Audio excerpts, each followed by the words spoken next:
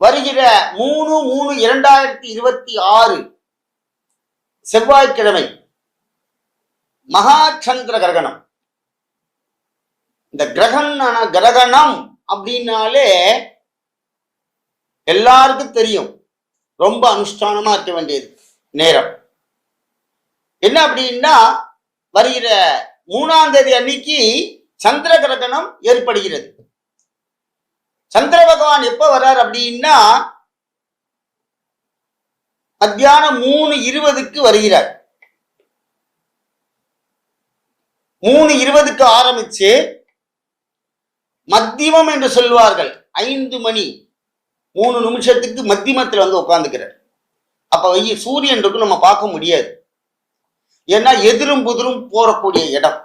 சூரியன் மேற்கு போவார், சந்திரன் எழுத்தாப்புல வந்துட்டு இருப்பார். வந்துதான் நம்ம கிழக்கேந்து உதிப்பார். அந்த சக்தி சூரியனுடைய ஒளிக்கதிர்கள் இருந்துதான் சந்திரன் பவர் வாங்கின்னு வருவார்.